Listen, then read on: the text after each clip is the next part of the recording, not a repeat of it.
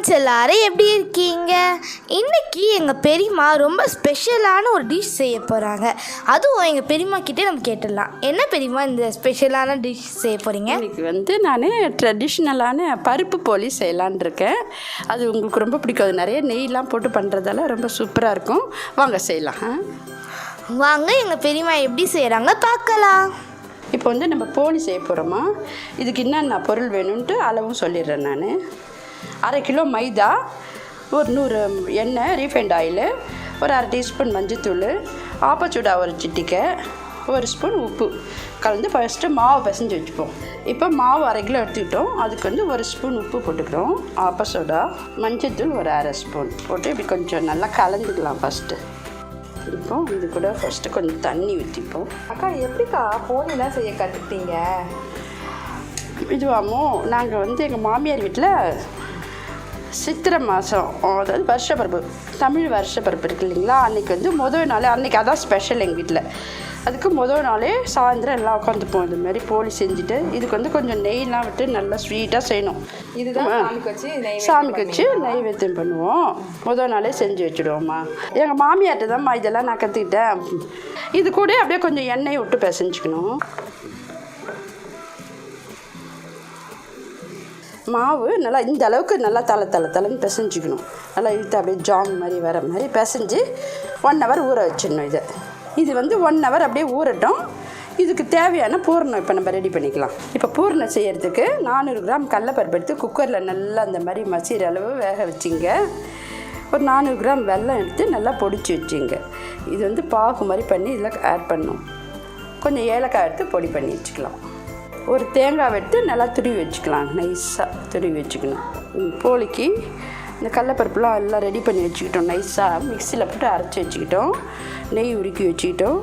கொஞ்சம் ஏலக்காய், வெல்லத்தை நல்லா பாவு காய்ச்சி அந்த மண்ணெலாம் எடுத்து வடிகட்டி வச்சாச்சு. இப்போ ஸ்டவ்வை பற்ற வச்சு இப்போ கொஞ்சம் நெய் போட்டு தேங்காவை நெய்யில் வறுத்து வச்சுக்கணும். தேங்காய் நெய்யில் நல்லா வறுத்து வச்சுட்டோம்னா போலி நம்ம செஞ்சு வச்சுட்டு ஒரு வாரம் வரைக்கும் கூட அழகாக சூடு பண்ணி சாப்பிட்டுருக்கலாம். அதனால தான் நல்லா தேங்காய் வதக்கிட்டோம்னா வாசனை கெட்டு போகாமல் இருக்கும். இந்த அளவு வதக்கினா போதும். இப்போ இதே கடாயில் நம்ம அந்த வேக வச்சு மசிச்சு வச்சுருந்தோம்ல கடலைப்பருப்பு, அதெல்லாம் அப்படி கொட்டிக்கணும். அதெல்லாம் போட்டுக்கிட்டு அதோடு இந்த வெள்ளை பாகு காய்ச்சி வச்சுருந்து பாருங்கள், இதோட சேர்த்துக்கணும்.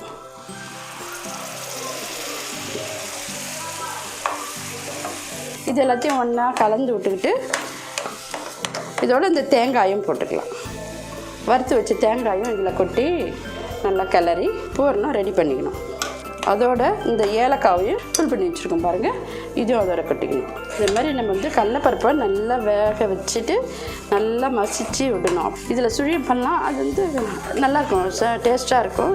இது நம்ம போலிக்குன்றதால கொஞ்சம் கடலைப்பருப்பை நல்லா அரைச்சிக்கிறோம்ல, சுழியத்துக்கு கொஞ்சம் ஒன்றும் பாதியமாக அரைச்சோம்னா அது ஒரு மாதிரி சாப்பிட கடிச்சு சாப்பிட்டு நறுக்கணும், மொறுன்னு இருக்கிற மாதிரி இருக்கும். இது சாஃப்டாக இருக்கிறதால போலி இது கொஞ்சம் நம்ம நைஸாக பண்ணிக்கணும். ரொம்ப டேஸ்ட்டாக இருக்கும். இந்த ஸ்வீட் எங்கள் வீட்டில் எல்லாருக்குமே, என்னுடைய பிள்ளைங்க எல்லாம் ரொம்ப விரும்பி சாப்பிடுவாங்க. சரி, அதுக்காக தான் இன்றைக்கி எஸ் இது கொஞ்சம் நல்லா கட்டி ஆகிற வரைக்கும் நம்ம நல்லா கிளறி வச்சுட்டு ஆற வச்சு கொஞ்சம் உருண்டை பிடிச்சி வச்சுக்கணும். இப்போ பாருமா, நல்லா மாவு நல்லா ஊறி இருக்கு பாருங்கள், சாஃப்டாக. இந்த அப்படி இழுத்தோம்னா நல்லா நீட்டாக மாவு வரணும். இப்போ இதில் கொஞ்சம் மாவு இதில் எடுத்துக்கலாம். மாவு இந்த அளவுக்கு கொஞ்சம் கையில் எடுத்துக்கோங்க. எடுத்துக்கிட்டு ஒரு பேப்பரில், ஒரு பிளாஸ்டிக் கவரில் எண்ணெய் போட்டுட்டு நல்லா எண்ணெய் அப்படி தடவிடுங்க. தட்டும்போது எண்ணெய் தொட்டு தட்டணுமாக்கா? எண்ணெய் தொட்டு தட்டினா நம்ம கையில் ஒட்டாமல் நல்லாயிருக்கும்.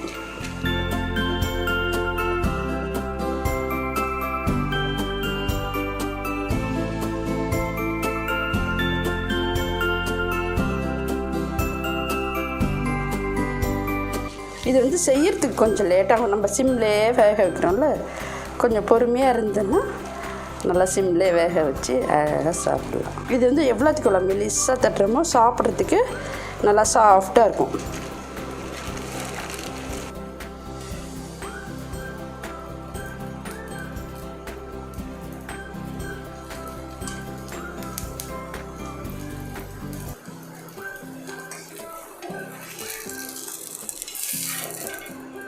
கொஞ்சம் சிம்மில் அப்படியே வச்சு வேக வைக்கலாம்.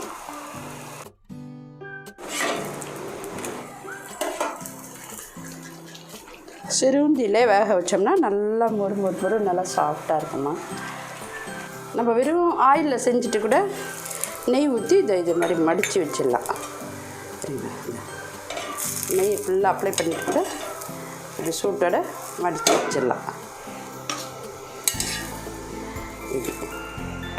இப்போ வந்து கையில் உங்களுக்கு தட்டுறது கஷ்டமாக இருந்ததுன்னா இது மாதிரி கிண்ணம் எடுத்துட்டு அடியில் கொஞ்சம் எண்ணெய் தடவிக்கிட்டு இப்படியே வச்சு பண்ணிகிட்டே இருக்கு.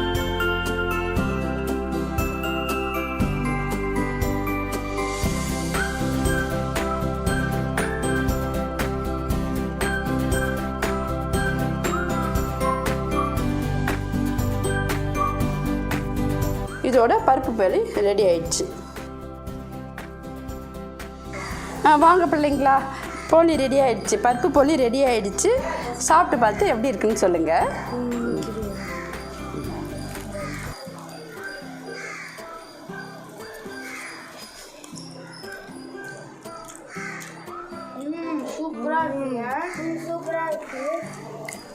நல்லா சாஃப்டாக இருக்கா, ஹார்டாக இருக்கா? நல்லா சாஃப்டாகவும் அந்த ஸ்வீட்டாகவும் இருக்குது.